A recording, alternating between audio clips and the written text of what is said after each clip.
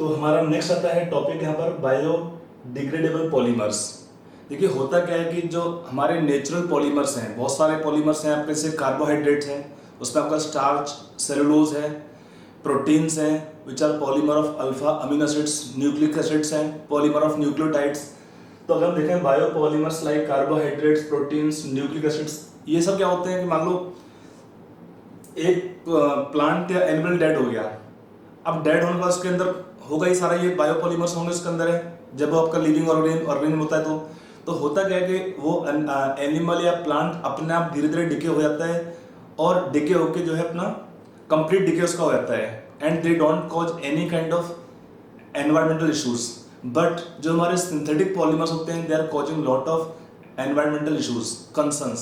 Pollution का एक बहुत बड़ा रीजन है आपके पॉलीमर्स, सिंथेटिक पॉलीमर्स। तो यहाँ पर हम बात करते हैं उसी के बारे में कि अब जो हमारा कंसर्न्स कहती है या हम जो रिक्वायरमेंट है हमारी फ्यूचर के लिए, वो रिक्वायरमेंट है बायोपॉलीमर्स का या बायोडिग्रेडेबल पॉलीमर्स का। तो यहाँ पर हम बात करेंगे उसी बारे में। Biopolymers like carbohydrates, proteins, nucleic acid etcetera undergo natural degradation by microorganisms like bacteria, fungi, algae etcetera. But जो हमारे सिंथेटिक पॉलीमर्स हैं, most of synthetic polymers do not degrade and they remain in the atmosphere और earth surface for long time. तो होता क्या उससे, they pose environmental issues, thus some biodegradable polymers are developed with similar functional group as biopolymers। Actually similarity क्या होता है, देखो अब ने देखा था बहुत सारे एडिशन पॉलीमर, वहां पर कोई ग्रुप ऐसा नहीं है which can be hydrolyzed। हमारा देखो इसमें क्या होता है, कार्बोहाइड्रेट में ग्लाइकोसिडिक लिंकेज, यहाँ पे था अमाइड लिंकेज, यहाँ पे आपका लिंकेज रहता है। इसमें आपका ऐसे ग्रुप होते हैं कि आराम से वाटर से या और केमिकल रिएक्शंस एंजाइम से they can be easily hydrolyse और कैटलाइज टू डिकम्पोज। बट हमारे जो सिंथेटिक पॉलीमर्स होते हैं उसमें ग्रुप ऐसे होते हैं कि जो डिकम्पोज करना डिफिकल्ट होता है उनका। तो होता क्या है कि जो हमारे बायोडिग्रेडेबल पॉलीमर्स होते हैं उनके अंदर हम उनको डेवलप करते हैं इस तरीके से कि उनके अंदर जो फंक्शनल ग्रुप होते हैं सिमिलर होते हैं as that of biopolymers, and hence they can show biodegradation and they can degrade biologically by different bacteria, fungi. Actually normally इसमें जो एस्टर लिंकेज आपका कॉमन कैटेगरी है, एस्टर लिंकेज आपका होता है, अमाइड लिंकेज होते हैं। तो ऐसे ग्रुप सबसे कॉमन आपका आते हैं, एस्टर लिंकेज वाले ग्रुप सबसे कॉमन है, उसमें ये हमारा पॉलीमर सबसे कॉमन है। Aliphatic polyesters are one of the most important class of these polymers. तो उसमें पहला आता है poly beta hydroxy butyrate, copolymer आपका है बीटा हाइड्रोक्सी वेलरेट। इसका फुल नेम आता है PHBV। तो आपका कैसे आता है, देखो इसका ये दो इसके मोनोमर होते हैं, एक आपका है बीटा हाइड्रोक्सी ब्यूटाइरेट, ये पहला कंपाउंड है बीटा हाइड्रोक्सी ब्यूटाइरेट, उसका आता है हाइड्रोक्सी ब्यूटाइरेट, ठीक है ना। पॉली से पी हो गया, H से हाइड्रोक्सी ब्यूटाइरेट, B से ब्यूटाइरेट और लास्ट में वेलरेट। तो अगला क्या है इसमें, इसका देखना पोजीशन वाइज, ये होता है अल्फा कार्बन, ये होता है बीटा कार्बन, तो पॉली हाइड्रोक्सी, ये आपका सॉरी ये मोनोमर का नाम है 3 हाइड्रोक्सी या beta hydroxy butyric acid common name है, आईपीएस नेम है 3 हाइड्रोक्सी ब्यूटानोइक एसिड। ये है 1 2 3 या अल्फा बीटा, इसका कॉमन नेम है beta hydroxy valeric acid, valeric for 5 carbon compounds. किसी भी कंपाउंड में 5 कार्बन होते हैं उनके लिए कॉमन नेम आता है वेलरिक, लाइक वेलरिल्डिहाइड, वेलरिक एसिड, उसके लिए आता है 5 कार्बन कंपाउंड के लिए। तो यहाँ पे क्या है, बीटा हाइड्रोक्सी या 3 hydroxy pentanoic acid is IUPAC name, और beta hydroxy valeric acid is the common name. जब ये पॉलीमर बनाएंगे क्या होगा, उसमें रिएक्शन किसका होगा, OH ग्रुप का, यहाँ से OH लॉस होगा और OH से आपका H लॉस होगा, और फिर क्या होता है, ये बनाएगा polymer OCH CH3 CH2 CO, और यहाँ पे आपका O से जुड़ेगा तो OCH, और यहाँ पे इथाइल देगा नीचे CH2CON। ये आपका होता है example PHBV, poly hydroxy butyrate valerate. तो आपका ब्यूटाइरेट बीटा हाइड्रोक्सी वेलरेट, इसका शॉर्ट फॉर्म है PHBV का, ये पूरा नाम लिखा है यहाँ पे डिटेल में, उसको पढ़ लेंगे, लिख लेंगे, इसको नोट कर लीजिए। इसका यूज क्या होता है, it is used in packaging orthopaedic devices and controlled release of drugs. हम जो कई बार कैप्सूल खाते हैं मेडिसिन के अंदर, कैप्सूल जो कवर होता है वो नॉर्मली इसी कंपाउंड में होता है। कवर में क्या होता है, कवर अपने आप स्लोली डिजॉल्व हो जाता है और डिग्रेडेशन होने के बाद दैट कैन बी अब्जॉर्ब। अगला है इसका और क्या है, this PHBV undergo bacterial degradation in the environment. अगर बाहर भी होगा तो भी इसे पैकेजिंग में यूज किया हमने, छोड़ दिया बाहर तो आराम से क्या होगा, स्लोली ये डिग्रेड हो जाएगा एनवायरनमेंट के अंदर अपने आप। तो एक वो हमारा एग्जांपल इसका। हमारा जो सेकंड आपका एग्जांपल है यहाँ पर, the next example can be taken here in biodegradable polymers nylon 2 nylon 6। इसमें क्या है, हमारे पास टू डिफरेंट मोनोमर होते हैं। नेचुरल आपका से एक होता है ग्लाइसिन नायलॉन 2 नायलॉन 6। इसका मीनिंग क्या होता है, एक मोनोमर में 2 कार्बन एटम है और एक मोनोमर के पास 6 कार्बन एटम है। ये क्या होता है, it is copolymer of glycine. इसमें क्या है, 2 carbon compound and 6 amino caproic acid और हेक्सानोइक एसिड, कैप्रोइक एसिड। इसमें कितने कार्बन हैं, इसमें 6 कार्बन कंपाउंड है, इसमें 2 मोनोमर हैं, एक के पास 2 कार्बन है, एक के पास 6 कार्बन है, तो नाम आता है नायलॉन 2 नायलॉन 6। इसका मीनिंग में मैं आपका था ना नाम पहले, नायलॉन 6 का मीनिंग था एक ही मोनोमर था उसमें कैप्रोलैक्टन जिसमें 6 कार्बन थे। एक था नायलॉन 6 उसमें 2 मोनोमर थे, दोनों में 6 कार्बन थे। एक था नायलॉन 610, एक उसका मीन था एक मोनोमर में 6 कार्बन थे, एक मोनोमर में 10 कार्बन थे। तो आपका जो नंबर होता है that come from the different monomer units. अब इसमें कैसे बनाएंगे इसका स्ट्रक्चर, अगर हम ड्रॉ करते हैं तो यहाँ पे हुआ NH2 ग्रुप, यहाँ पे NH2 ग्रुप होगा, CH2 आपका होता है यहाँ पर COOH। एक वो हमारा ये ग्लाइसिन है मोनोमर, और अगला आता है NH2 CH2 whole 5 COOH। Carbon 6 है इसके पास, ध्यान रखिएगा। 5 CH2 ग्रुप होंगे, एक COOH ग्रुप होता है।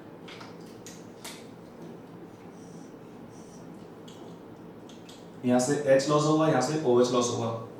तो ऐसे करके आपका पॉलीमर बनता रहेगा। ये आपको बनेगा polymer NHCH2CO NHCH2 whole 5 CO N। तो आपका ये बन जाएगा हमारा पॉलीमर यहाँ पर नायलॉन 2 नायलॉन 6। आई होप इसका मीनिंग अब समझ आ गया होगा।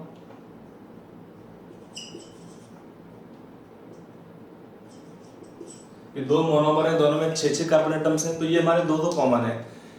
आपको इनको तो कंपल्सरी याद करना पड़ेगा। इसमें देखो हमारे एस्टर हो या अमाइड हो, क्या होता है, दे आर हाइड्रोलाइज इजीली, मतलब इजीली मीन स्लोली होंगे बट रिएक्शन होगा इसमें। और नेचुरली क्या होता है, डिके होते हैं ऐसे कंपाउंड्स। इसमें हमारे पास कुछ और भी है। जैसे आपका अगला आता है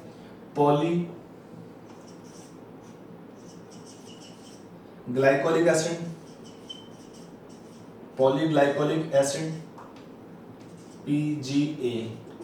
यहाँ पे कंपाउंड होता है glycolic acid OH CH2 COOH। Glycol type compound होता है, तो 2 कार्बन कंपाउंड है।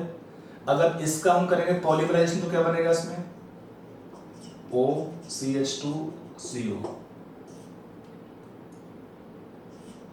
तो ये बनता है PGA पॉलीग्लाइकोलिक एसिड। एक होता है लैक्टिक एसिड, N बोल सकते हैं लैक्टिक एसिड का।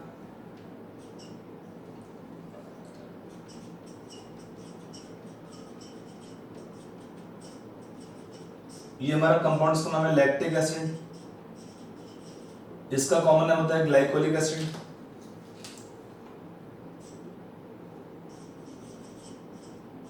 Glycolic acid. तो यहां पे क्या आपको देगा, पॉलीमराइज होने के बाद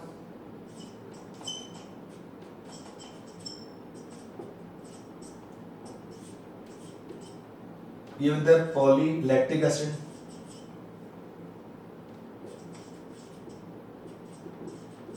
can add heading together, polyglycolic acid and polylactic acid.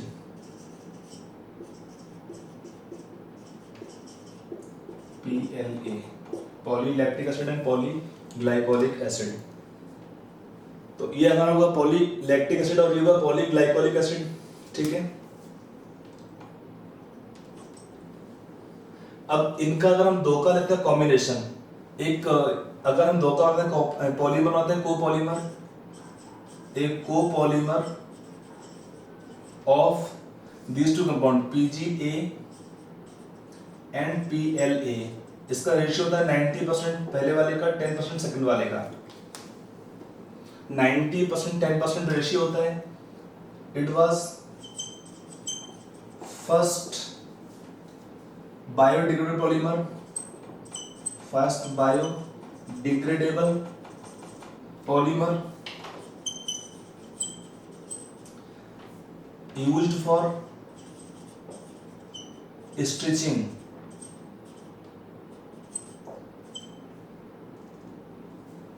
of wounds,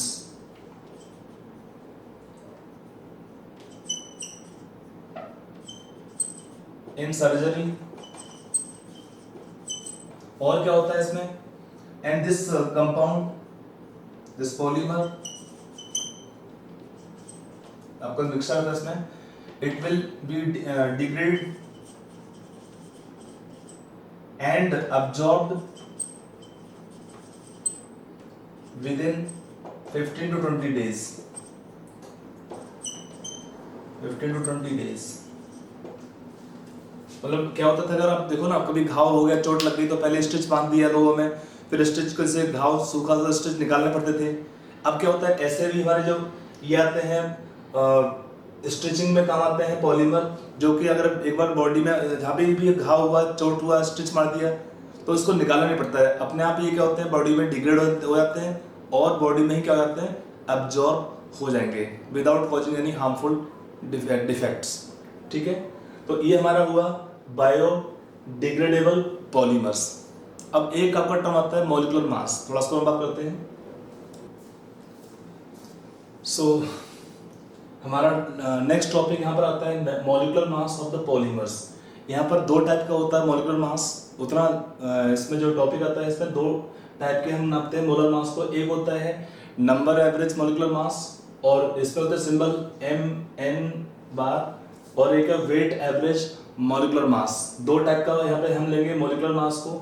number average कैसे निकालते हैं, summation of molar mass of different monomers into number of molecules divide by number of molecules. यहाँ पर क्या है, वेट एवरेज मॉलिक्यूलर मास के लिए summation of NiMi square divided by NiMi। एक टर्म यहाँ पे यूज करते हैं इसके बाद PDI, polydispersity index. PDI क्या होता है, ratio of these two molecular mass, weight average molar mass by number average molecular mass आपको देगा वैल्यू ऑफ PDI। एक्चुअली होता क्या है, देखिए हमारे पास यहाँ पे क्या नेचुरल पॉलीमर होते हैं, उसमें PDI is not equal to 1। तो इसका मीनिंग क्या होगा, 1 कब होगा, जब ये दोनों बराबर होंगे। इसका मीनिंग क्या है कि they are monodisperse and more homogeneous. यहाँ पे टर्म आया मोनोडिस्पर्स।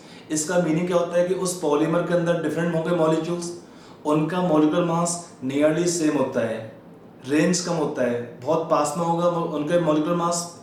डिफरेंट पॉलीमर्स होंगे, पॉलीमर्स के अंदर आपका उनका हम देखते हैं मॉलिक्यूल्स होंगे पॉलीमर्स के, उनके मॉलिक्यूलर मास नियरली सेम होते हैं, इसलिए ये दोनों का वैल्यू नियरली इक्वल रहेगा, रेशियो इक्वल टू 1 रहता है। ये इसका मीनिंग होता है मोनोडिस्पर्स, मीनिंग जो हमारे डिफरेंट मॉलिक्यूल्स होंगे पॉलीमर के, उनके मॉलिक्यूलर मास नियरली सेम होते हैं। और अगला होता है सिंथेटिक पॉलीमर में क्या होता है, PDI इज मोर देन 1। इसका मीनिंग क्या है, weight average molar mass is more than number average molecular mass. इसका मीनिंग क्या होता है, दे आर पॉलीडिस्पर्स। इसका मीनिंग क्या है, जो मॉलिक्यूल्स होंगे पॉलीमर्स के, उनका मोलर मास के अंदर एक बड़ा वेरिएशन होगा, they have big variation, more variation, तो we call them polydisperse and hence they are less homogeneous.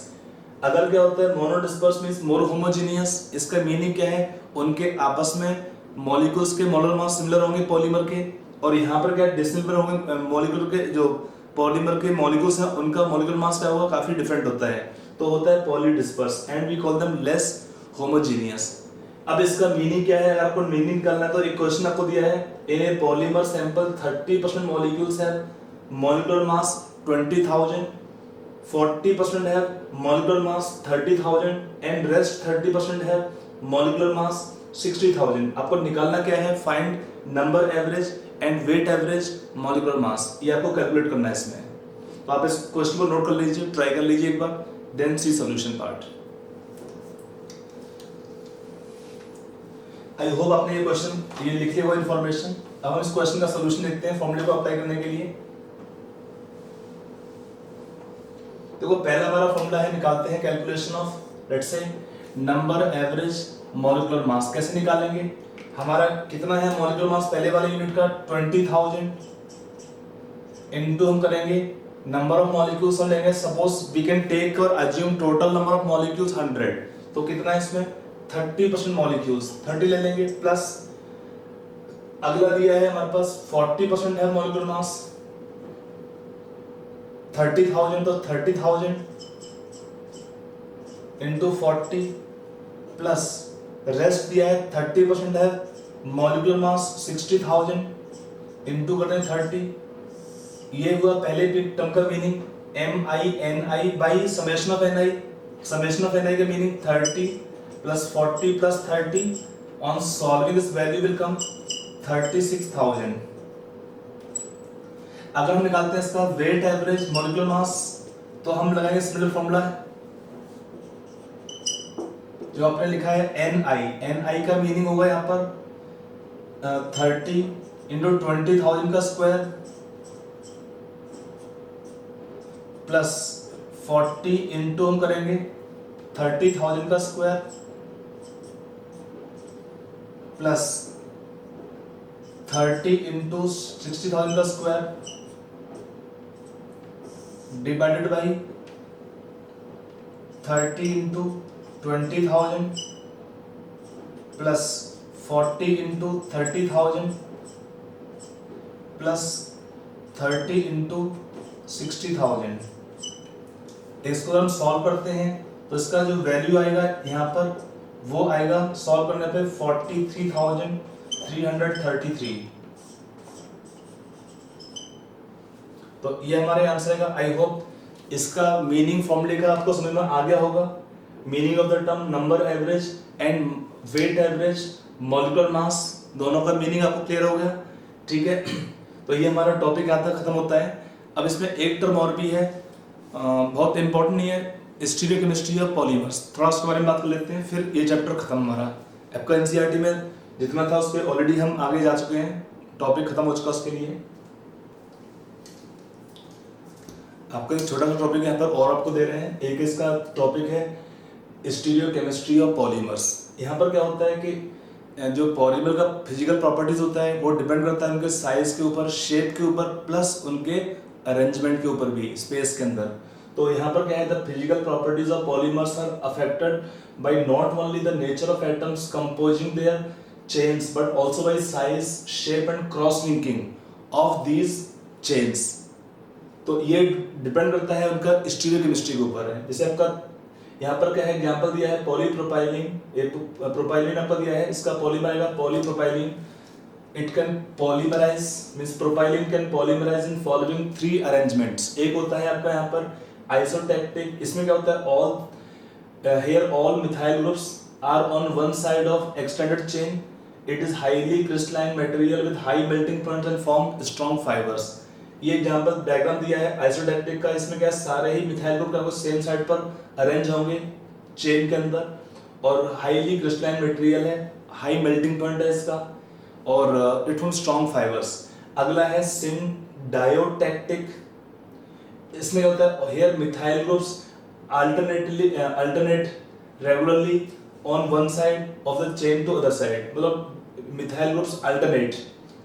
एक आपका मिथाइल अगर हमारा आउट ऑफ प्लेन है तो सेकंड बिलो द प्लेन है, फिर आउट ऑफ प्लेन है, फिर बिलो द प्लेन है, तो ये इसको हम syndiotactic. Here methyl groups alternate regularly one side of the chain to the other side of the chain. और एक होता है एटैक्टिक, यहाँ पे क्या है, methyl groups are distributed randomly, मतलब एक आपका आउट ऑफ प्लेन है, बिलो द प्लेन है, इरेगुलर है, कोई सीक्वेंस में नहीं आता है, तो इसको हम बोलते हैं atactic, without any proper arrangement.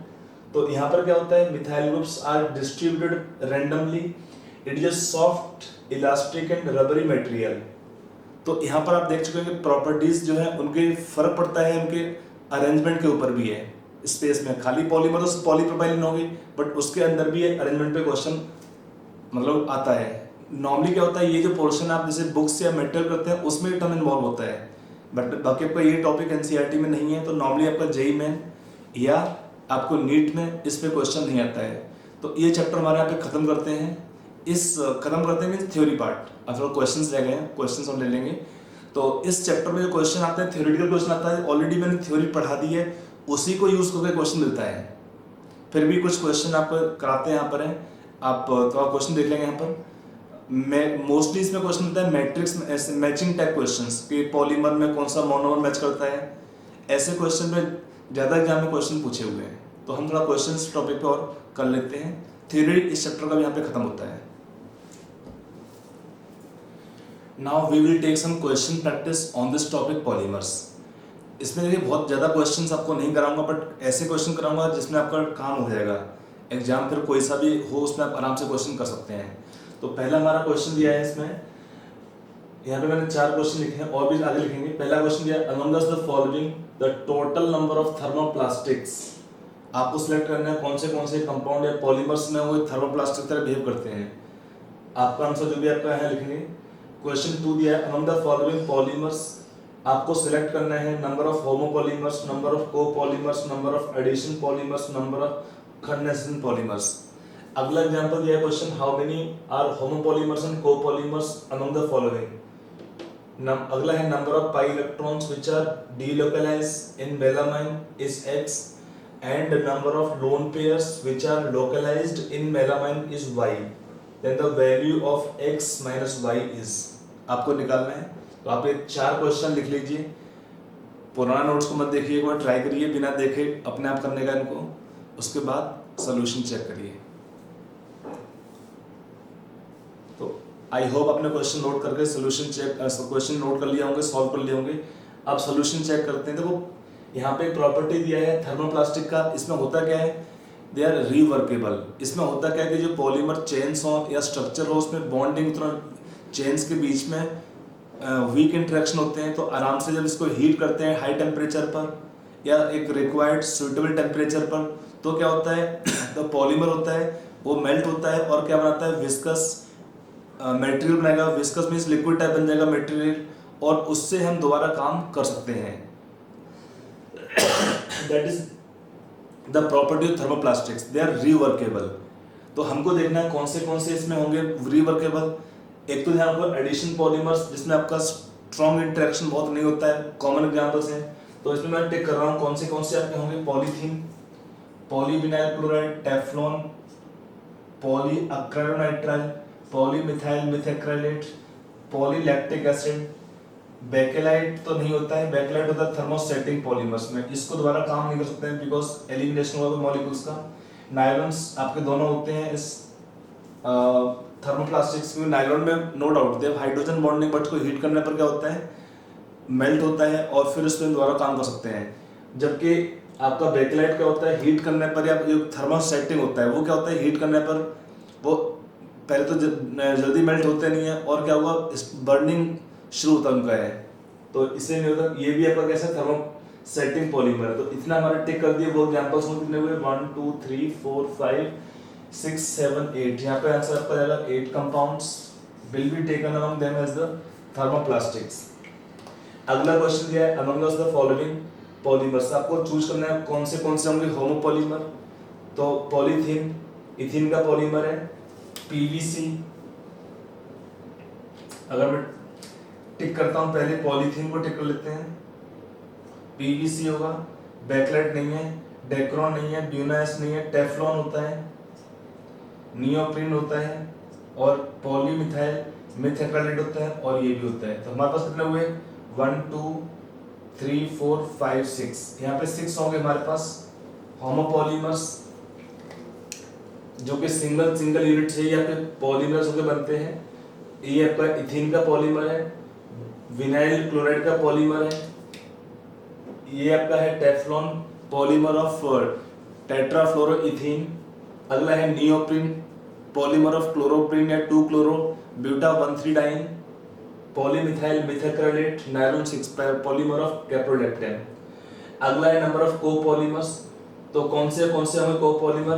बेकेलाइटिस copolymer of phenol formaldehyde, ये भी कोपॉलीमर है। डेक्रोन कोपॉलीमर है, ब्यूना एस, ब्यूना एन, ये सब बच गए, दैट इज कोपॉलीमर्स। कितने बचे रहे?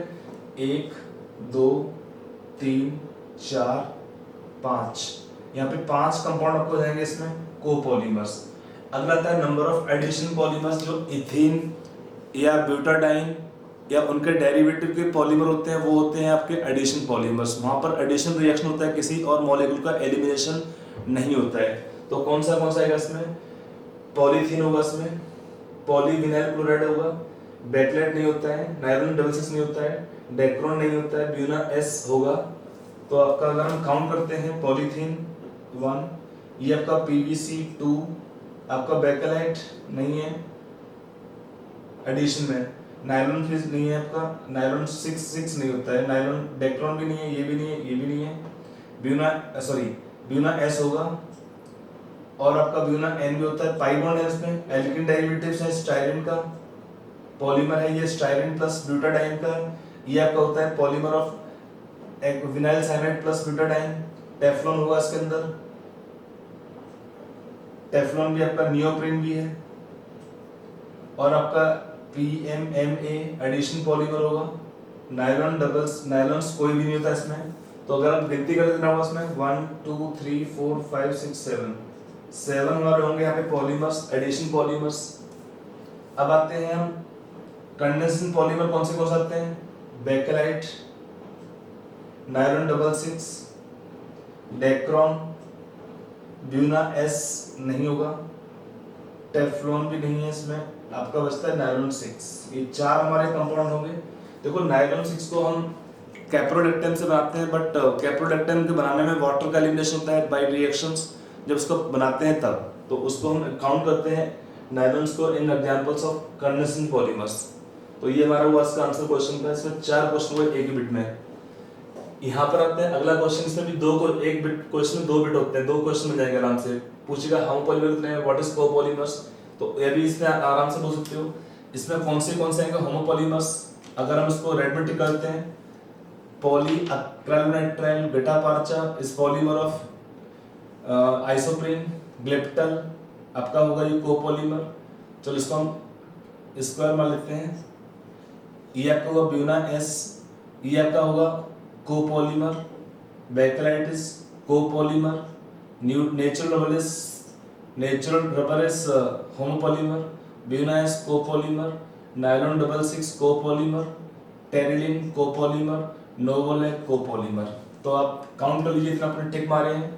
आपका 3 इसमें हो गए हमारे एग्जांपल दिख रहे हैं, which can be the examples of homopolymers.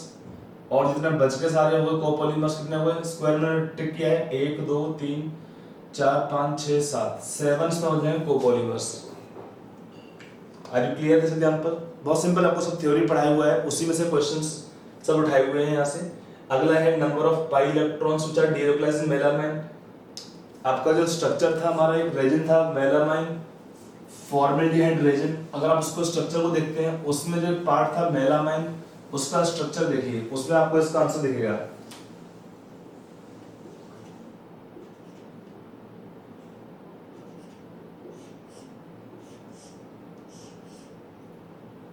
इसको ऐसे ड्रॉ लेते हैं।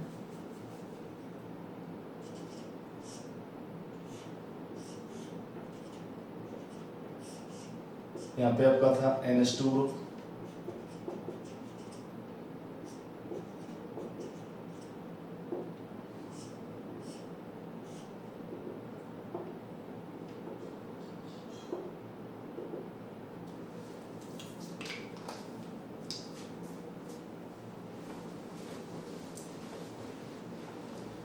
देखो आपका जो आपका एनसीईआरटी के अंदर है, उनका आपको मोनोमर का स्ट्रक्चर और उन पॉलीमर का स्ट्रक्चर पता होना चाहिए। ये क्वेश्चन आपका एग्जाम में ऑलरेडी मैंने कहा था कि एक बार आया था इसमें क्वेश्चन कि in this monomer melamine what is number of lone pairs, तो कितना आएगा आपका लोन पेयर्स 6 नाइट्रोजन तो आपका 6 लोन पेयर आता है। अब इस क्वेश्चन आते हैं number of pi electrons which are delocalized, तो कौन से होंगे डीलोकलाइज्ड पाई इलेक्ट्रॉन्स, एक तो हमारे हुए 3 pi bonds they are delocalized, साथ में और क्या होगा इसके अंदर जो लोन पेयर्स होंगे they also will be delocalized by conjugation, तो इसको भी हम काउंट करेंगे।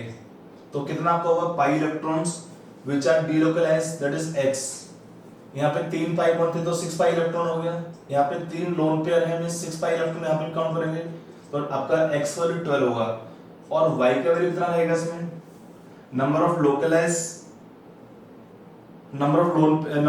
पेयर व्हिच आर लोकलाइज्ड, तो ये लोन पेयर ये लोकलाइज्ड होंगे लोन पेयर्स, ये पेयर पूछा है तो कितना आएगा x माइनस y का वैल्यू 12 माइनस 3 इसका आंसर होगा 9।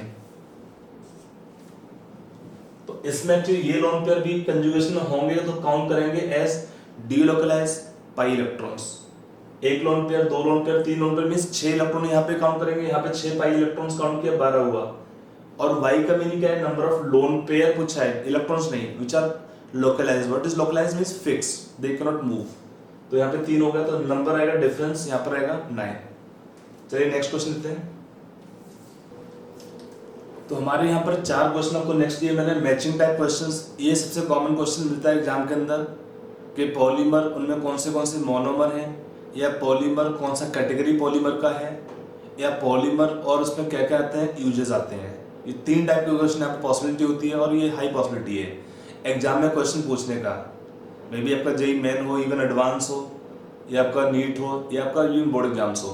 तो पहला हमारा क्वेश्चन है मैच द फॉलोइंग में दिया है polystyrene, glyptal, polyvinyl chloride, bakelite, इसका दिया है यूजेस बेस्ड क्वेश्चन है paint and lacquers, raincoats, manufacture of toys, computer disk. तो आप आराम से चारों क्वेश्चन नोट कर लीजिए, लॉजिक लगा के इंफॉर्मेशन को यूज करके सॉल्व कर लीजिए, वीडियो पॉज करके उसके बाद सोल्यूशन चेक करिए। तो आई होप आपने सोल्यूशन ट्राई कर लिया होगा। अब आते हैं सोल्यूशन पार्ट पर। तो सोल्यूशन क्या है, पहले क्वेश्चन का देखिए यहाँ पे ये सब यूजेस बेस्ड क्वेश्चन है। पहला है पॉलीस्टाइरीन, इसका क्या होता है main use in toys. Toy देखेंगे आपका इन ऑप्शन के अकॉर्डिंग ठीक होगा इसमें थर्ड बिट।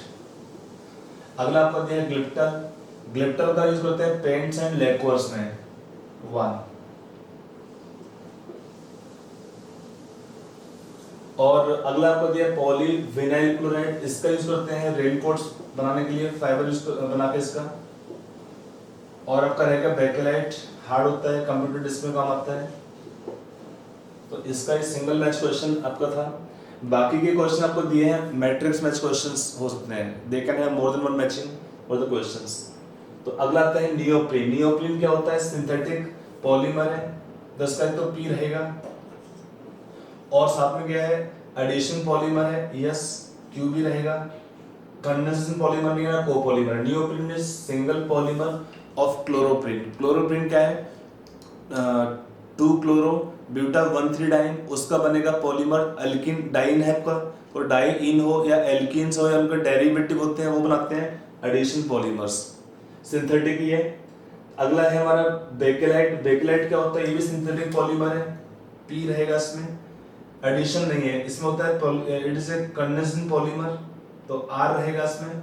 और क्या है copolymer, it is A copolymer of phenol and formaldehyde.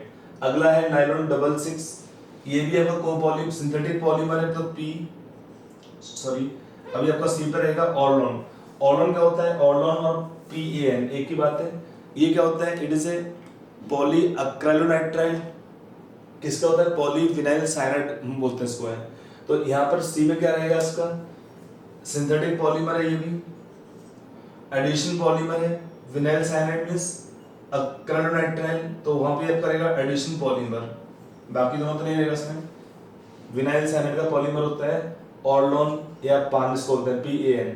अगला है नायलॉन 66, ये क्या होता है सिंथेटिक पॉलीमर, एडिशन पॉलीमर नहीं है। इसमें 2 यूनिट लेते हैं, एक होता है हेक्सामिथिलीन डाइमीन, हेक्सामिथाइलिन डाइअमीन, और एक होता है एडिपिक एसिड। जब रिएक्शन हुआ तो क्या होता है लॉस ऑफ वाटर मॉलिक्यूल होता है, और क्या बनता है पॉलीमर नायलॉन 66। तो कैसा होता है it is condensation polymer not addition. और क्या होता है कोपॉलीमर, इसमें दो डिफरेंट हो गए मोनोमर तो होता है कोपॉलीमर PRS। तो हमारे मोनोमर में I hope it is clear the meaning copolymer कि कोपॉलीमर कब बनते हैं, दो डिफरेंट मोनोमर होंगे उनका कॉम्बिनेशन जो होता है कोपॉलीमर। ये हमारा क्वेश्चन नंबर 6 होता है। अब आते हैं क्वेश्चन नंबर 7 पे। यहाँ पे दिया है पहला बेकेलाइट। बेकेलाइट को आपको मैच करना है, किस टाइप का पॉलीमर है, bakelite is a synthetic polymer पहली बात तो, नॉट नेचुरल। तो हमारा इसका क्या रहेगा, एडिशन भी नहीं रहेगा इसमें, वाटर एलिमिनेशन होता है, लीनियर पॉलीमर भी नहीं था, it is highly cross linked polymer. Copolymer होगा इसका S। Thermosetting polymer yes. Bakelite formaldehyde melamine resin also that is thermosetting polymers. अगला आता है हमारे पास B नेचुरल रबर, नाम ही नेचुरल है तो it is natural polymer P। साथ में होता है addition polymer, definite addition polymer होता है क्योंकि डबल बॉन्ड आपका होते हैं दो इसमें, 2 मिथाइल ब्यूटाबेंजीडाइन। और क्या इसमें होता है लीनियर पॉलीमर यस, आपका चेन्स बनेगा, लीनियर पॉलीमर बनेगा इसमें, नो क्रॉस लिंकिंग। तो आपका रहेगा R भी रहेगा साथ में, कोपॉलीमर नहीं है ना थर्मोसेटिंग है, तो ये खत्म हुआ बिट B। अगला आता है बिट C पर ब्यूना N। इसका नाम क्या है ब्यूना N का, इसमें क्या होता है फुल फॉर्म ब्यूटाडाइन सोडियम और होता है विनाइल साइनाइड, या उसका नाम होता है एक्राइलोनाइट्राइल, उसका ये कोपॉलीमर होता है।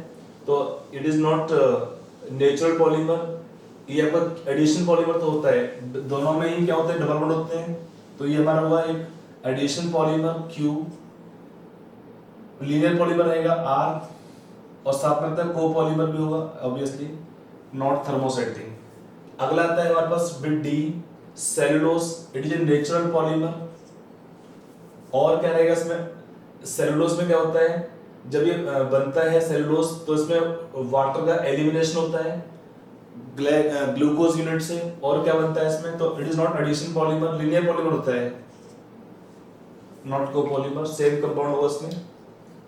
अब आते हैं क्वेश्चन नंबर 8 पर, स्टायरोफोम टेफ्लॉन ब्यूना S टेरिडीन। तो पहला क्या है स्टायरोफोम, ये आपका बनता है स्टायरिन से, तो A का T रहेगा। और बाकी तो आपका ब्यूटाडाइन तो उसमें है नहीं, सिंगल मोनोमर आपका उसका है, टेरिथेरिक एसिड लिंक नहीं हो पाएगा। टेफ्लॉन को लिंक करते हैं नॉन स्टिक कुकवेयर से, नॉन स्टिक को अटेंसिल्स उसमें यूज करते हैं टेफ्लॉन का, और तो कोई आपका यूज है नहीं इसका। इन ऑप्शन को देखते हुए Buena S it is polymer of butadiene, P रहेगा, नो टेरिथेरिक एसिड नो ग्लाइकोल, और रहेगा इसमें स्टायरिन PT। अगला टेरिडीन, ये होता है copolymer of terephthalic acid and glycol. तो ये हमारा वो मैचिंग क्वेश्चन, इसका आंसर क्वेश्चन नंबर 8 का। चलिए दो तीन क्वेश्चन और लेते हैं। तो क्वेश्चंस में आपका थ्योरेटिकल क्वेश्चन आता है, कोई भी एग्जाम में क्वेश्चन थ्योरेटिकल आता है, जो थ्योरी आप ठीक से कर लोगे ढंग से, वहाँ पे मैंने आपको ऑलमोस्ट सारे पॉइंट अच्छे से कवर किए हुए हैं, आप उतना ही कर लीजिए, थ्योरी से ही क्वेश्चन आपका आराम से हो जाएगा। आपका चाहे नीट का हो, बोर्ड का हो, एडवांस का हो या जेई मेन का हो, ठीक है। फिर भी हम कुछ क्वेश्चन और कर लेते हैं। तो हमने यहाँ पे 4 क्वेश्चन और लेते हैं, 2 आपके मैचिंग क्वेश्चन और दिए हैं और बाकी 2 आपको दिए हैं क्वेश्चन सब्जेक्टिव टाइप के हैं। ऑप्शंस थे बट हमने हटा दिए हैं, इसमें ऑप्शन यहाँ पे ये आपका सब्जेक्टिव क्वेश्चन है, नंबर ऑफ आंसर्स के लिए बोलना था, और यहाँ पे ऑप्शंस थे, मैंने 4 के 4 ऑप्शन हटा दिए हैं, खाली आपको लिखना है करेक्ट आंसर, ठीक है। तो आप आराम से वीडियो पॉज करके क्वेश्चन नोट कर लीजिए। पहला column 1 column 2 matrix match questions हैं, दोनों क्वेश्चंस, और ये आपका है इंटीजर टाइप क्वेश्चंस, यहाँ पे बताना है क्या आंसर होगा, इसका फिल करना है। तो आप क्वेश्चन नोट कर लीजिए और उसके बाद हम आंसर देखते हैं। चलिए आप आंसर बताते हैं। तो पहला क्वेश्चन दिया है कॉलम 1 कॉलम 2 मैच करना है cellulose.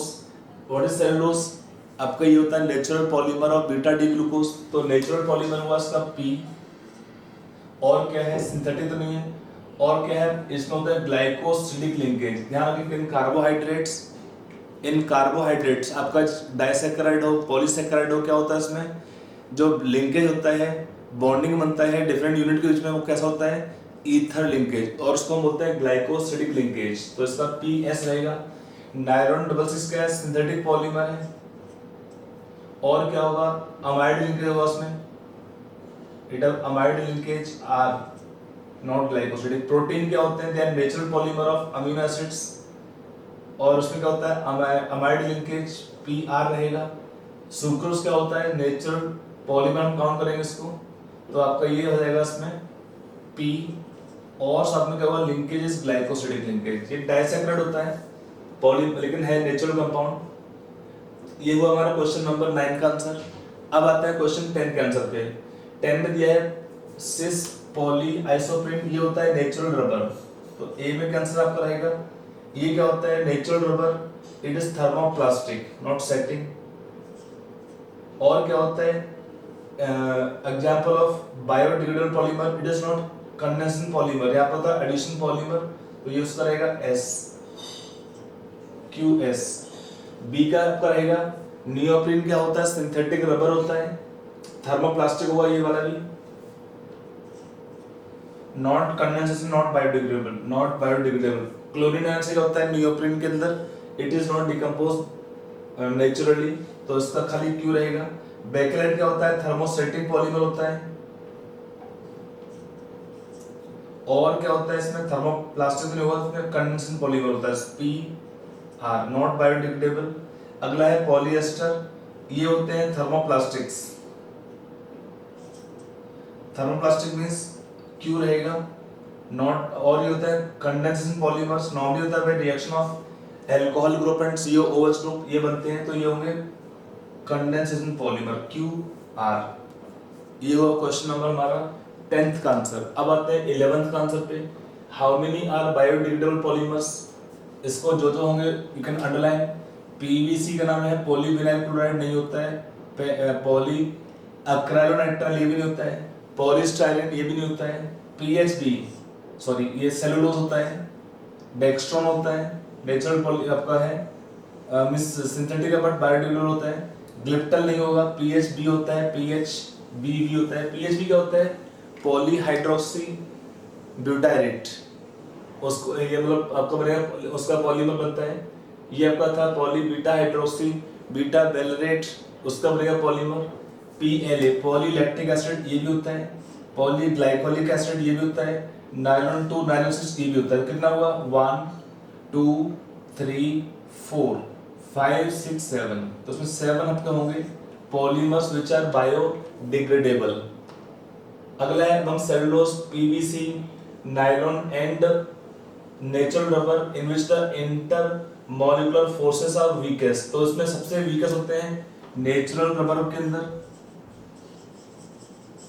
In natural rubber it है वीकेस्ट इंटर मॉलिक्यूलर फोर्सेस, क्योंकि पोलर बॉन्ड भी आपका उतना नहीं होता है। बाकी क्या होता है they either can have hydrogen bonding और स्ट्रॉन्गर डाइपोल डाइपोल इंटरेक्शन, यहाँ पे होता है हाइड्रोजन बॉन्डिंग, यहाँ पे सिंपल आपके वन डर वाल्स इंटरेक्शन फोर्स रहते हैं इन द चेन।